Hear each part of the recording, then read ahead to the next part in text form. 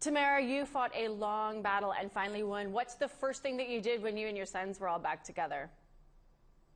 We actually ordered pizza and we watched movies and just enjoyed our time together here at home. So this is you. I mean, most people are familiar with what you've been through by following on Twitter. Now that you've got the kids back, you can kind of settle into having them back home and being their mom full time with them. At what point are you going to take a look at where you can take this? Like, what needs to change for this to never happen again to another family? I know that you've said that you want to be an advocate of this change, but what specifically needs to change? What I believe needs to change is this needs to stop happening to families. My question is, I wonder how many families this is happening to. You know, I believe it should change now. The province of Manitoba owes me and my children a formal apology. Yeah.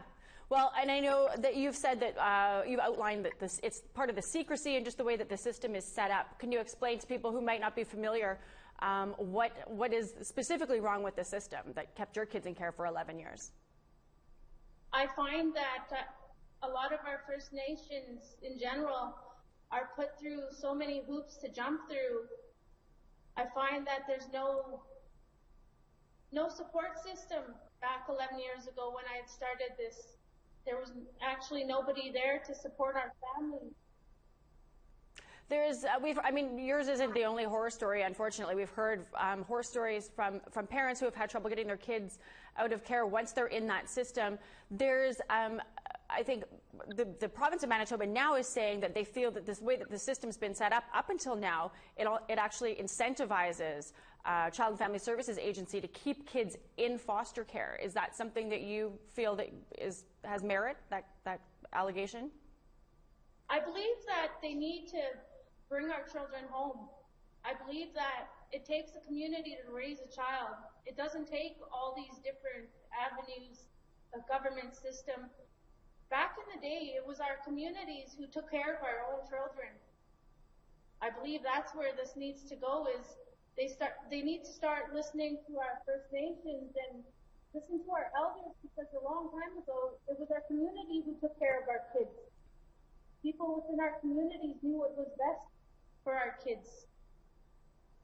What do you feel that will be the challenges for you and your kids now that you're back together? I mean, we hear kids talk about what effects it has on them growing up in care. What's uphill battle, I guess, are you guys looking at right now that you have to climb over quickly?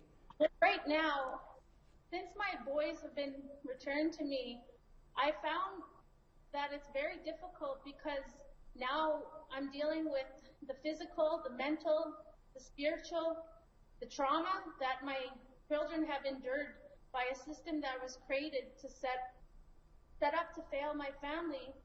Now I find that I'm having to take my children back and to show them the way that I was brought up by healing within our own cultural activities. That's the only way that's going to work for my kids, is to get them away from this whole other system.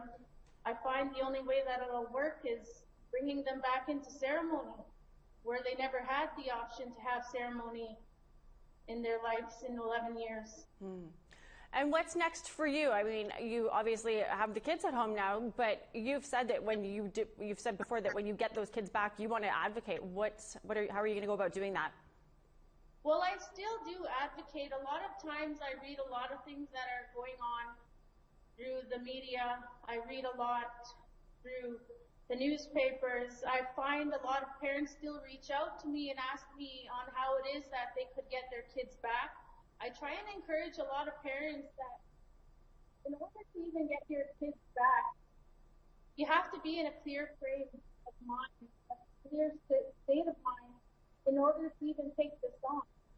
I always try and encourage that you need a book from the start. You need to write down everything that's being said, because some of the times I find that everything that you've said to them, well, not everything, most things that you say to them, they try and say that it's not even being said. Yeah. Well, Tamara, I thank you so much for taking the time to join us today, and congratulations after, a decade of a hard-fought battle. Good luck to you and your family. Thank you so much.